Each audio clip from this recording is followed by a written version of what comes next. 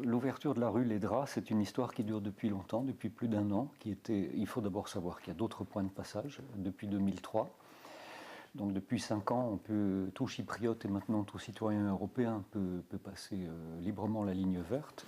Le point de passage le plus fréquenté était déjà à Nicosie, mais dans un quartier un petit peu à l'écart du centre-ville. C'est une ouverture qui a nécessité beaucoup de négociations, parce que pendant longtemps l'armée turque refusait de libérer ce point de passage, soi-disant pour des raisons techniques, militaires. Finalement, l'armée turque a cédé. Le symbole important, je le vois plutôt là, que l'armée turque ait fait un pas en arrière sur ce plan, qu'elle ait fait cette concession. C'est un centre-ville qui retrouve un peu son unité, mais pas complètement, puisqu'il y a toujours un contrôle. Théoriquement, on change de système juridique et d'État, même si l'État du Nord n'est pas reconnu. La partie grecque du Sud a protesté dès le premier jour contre la présence de policiers ou de soi-disant policiers, comme ils disent, du Nord, mais quand même le symbole est fort. Lorsque le plan Annan a été soumis à un référendum en 2004, la population grecque a voté non et la population turque, au contraire, a approuvé le plan de réunification. Et les Grecs ont exaspéré à ce moment-là l'Union européenne. Alors que généralement, il y a plutôt un philhellénisme dans l'opinion européenne, à ce moment-là, l'Europe les dirigeants de l'Union européenne ont été exaspérés. Et en réaction, on commençait à aider le territoire du Nord, ce qui était un événement inouï, puisque ce territoire du Nord, théoriquement, n'existe pas. Et l'aide a été débloquée, elle n'a pas été encore livrée complètement. C'est une aide considérable si elle est vraiment versée. Donc c'est une forme de reconnaissance. Et qui était important parce que dans ce territoire, même s'il est illégal, il y a des gens qui y vivent, qui souffraient de l'isolement qu'on leur a imposé, que la Turquie leur a imposé aussi. Et à mon avis, il était important de les aider. Je pense qu'il serait très important que l'Union européenne aide les mouvements de société civile qui travaillent pour la réconciliation et la réunification. Ce sont des gens indépendants qui souvent travaillent de part et d'autre de la ligne, se rencontrent, travaillent intensément. Et il serait important de fédérer ces associations, ces initiatives, les encourager, les aider financièrement et de toutes les manières aussi en les faisant connaître.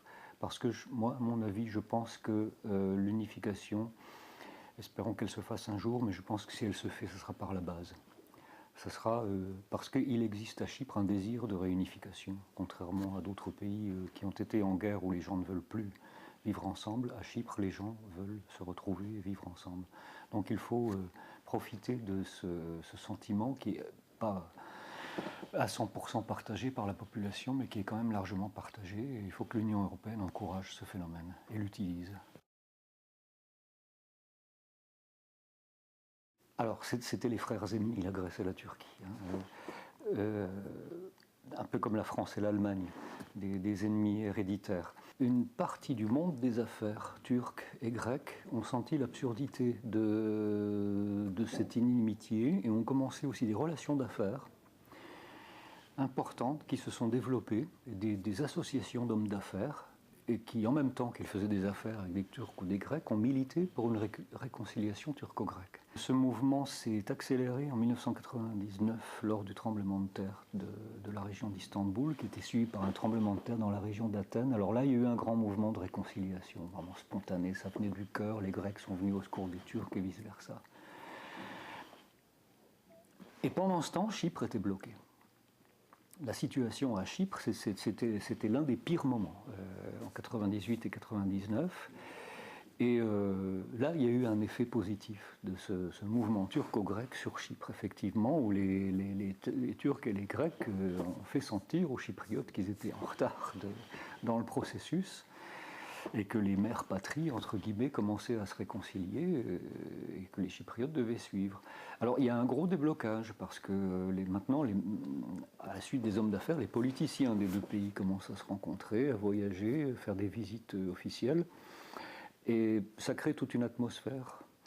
C'est-à-dire qu'on ne peut plus dire maintenant en Turquie ou en Grèce que l'autre, le voisin d'en face, est l'ennemi héréditaire et que la réconciliation n'est pas possible. Chypre fait maintenant partie de ce processus.